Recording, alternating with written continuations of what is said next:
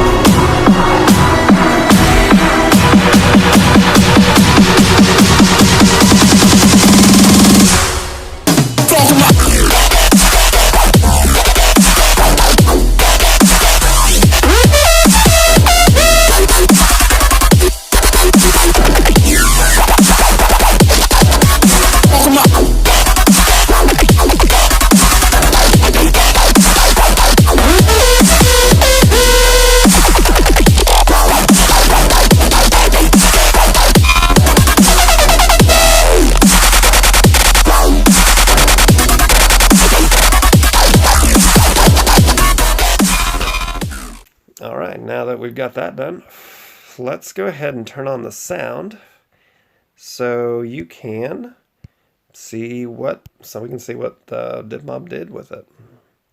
Let's just do this and this. So it's like a scissor sound. That's like a bell. I like that. What does this one do? Ooh, it sounds like a sword being unsheathed. I like that. Now this one. Ooh, it got glitched out. Hang on.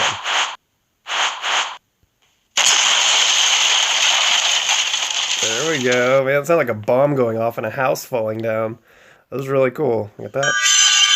Ah, like bells and unsheath our sword. I really like that. That was really cool. So DivMob really did well with the sounds on her. Although I think this one, I feel like that one was used on Seth, but it was like Seth has like a double of that. Anyway, it doesn't matter. The sounds are really cool, if that's important to you. But I like that they really, so cool. I love that they really went all out on that and did a good job. Let's go ahead and turn the sound off. And let's do some fights with her. I've been using her a lot, trying to figure her out. You know, I got her upgraded, and I'm having a tough time with her. See, we do that. That has a knockback. That's good. But look at this. Well, maybe that's not the best way. But so I whack him, and I can whack him to death. That's fine. I think my issue is her range. She doesn't have good range, especially on her basic attack is very, very short ranged. It's really shorter than it should be, especially for what that staff looks pretty long, you know? And it's not. Here, let me do this. You can see how close she has to get. So, I don't know. It feels really short. And with units, I think it's worse with units. It seems like they have to be super close for her to hit them. And let me see if I can show you guys that in a level here. Let's try 9.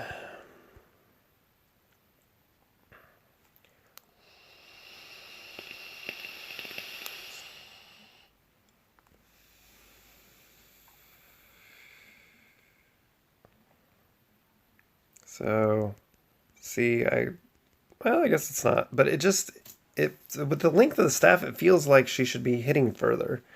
So that's a little disappointing. And especially with other party boss heroes like sKoR. So let's look at the spear throwing attack, for instance. So that's this one down here. It goes like that. I guess that's about as far as Dracula's bloody ritual, but I mean, sKoR has that one that flies all the way across the screen. You know, this goes like a quarter of the way across the screen. And for the amount of money that you're paying for this hero, I feel like it should be more. The irradiate attack, it's got good range, does good damage. It's very powerful. It looks awesome. I really can't complain about it. It does take a little bit longer to deploy, but for such a powerful attack, I get it. That's probably how it should be, right?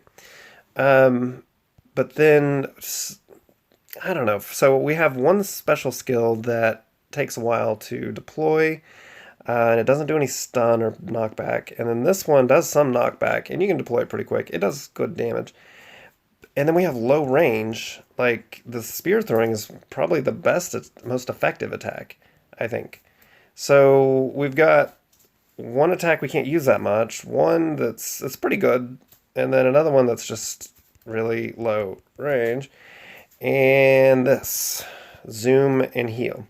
Now, the zoom, it's a powerful thing to be able to just teleport like that. The biggest problem I have with this is that it says teleport. Normally teleport is you disappear and then you reappear. But here's the thing, is if there's an attack coming at you while you're teleporting, it hurts you, or it can stun you. So you can teleport to like get away from somebody, but you may end up getting as much or more damage than you get healed while you're teleporting. So that makes it, that's a pretty big bummer. And like, I mean, Hercules has his zoom, teleport, whatever you want to call it, attack, but that one hurts and stuns, right? Like you don't just get away from that. But this one it's weak. So, um, I've fought with her a lot. I really tried to find, and I mean, there's decent strategies to use with her, but it's like the teleport is almost useless to get by somebody because you're gonna get hit with an attack usually. Anyway, um, and her other attacks, I just feel like she's kind of underpowered, especially for a party boss hero. I could forgive this if she was a free hero, but for a party boss hero, I really feel like we need more. What makes her special, though? I said we would talk about that. Besides my personal stuff, I think what makes her special is she looks awesome. Freya is a Norse god, and she's very festive as far as Christmas goes. That's cool. But I think it's her irradiate attack that makes her so special. Not only does it have a perfectly awesome name, it's an awesome attack. The sound for it's awesome, and it's actually used in the party, the boss. These, let's just do a fight. You see, um, it's used here with the Yeti. See, boof. So I like to think of it more as like this Yeti must have stolen some of her powers to be able to use that attack. Or opposite, she, had some crazy battle and, stole some of his power to be able to use that attack. And I know there's no story to this game, but I like to think of stuff like that. And it's an awesome attack, and I think it makes her special. So as far as like pros and cons, good things and bad things, the good things I have to say about her are mostly with her looks, how cool she is. She has neat attacks. But as far as the cons, I mean, the short range, long time to deploy good attacks, and a pretty weak heal skill. I feel like that skill was entirely wasted, really, because it doesn't stun you. It's hard to use it to actually get more health. It helps you get away, but it doesn't help you get more health. And I feel like if they're, I don't know, like getting away is important, but you can still get stunned. I'm just not a fan, unfortunately. I don't know. I just couldn't find many good things about her. But I would still I would still recommend that you get her. If you're going to get one party boss hero, don't get Freya. If you want to get lots of party boss heroes, you want to collect heroes, you must get her. Let me show you why. Because here, we go into here to the titanium heroes and Oni Tengu. She is required to get Oni Tengu. And he is obviously one of the most powerful heroes in the game. He has some amazing, amazing attacks, and you will not get this guy without Freya.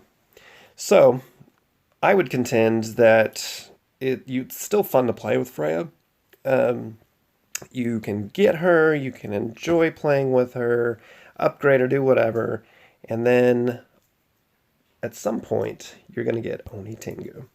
So that is the big saving grace for me. If I would have reviewed her last year before they had Titanium Heroes, I would have recommended her for collectors only, really. But that makes her worth getting. So, unfortunately, I don't feel like she really stands on her own well, although she is fun to play with. But yeah, I think the real reason to get Freya at this point is for Oni Tengu. So that's what I think about Freya. If you disagree, or if you have some cool strategies, fighting strategies to use with her, I want to know about it. I'm not seeing it. So that's my review, and I think I'm probably going to have a follow-up review, because I feel like there's some people out there that might have a different opinion than me. And I would also like to use her more with PvP. I haven't done much PvP with her. So I'd like to do that and see what I can figure out there, because sometimes heroes can be pretty junky.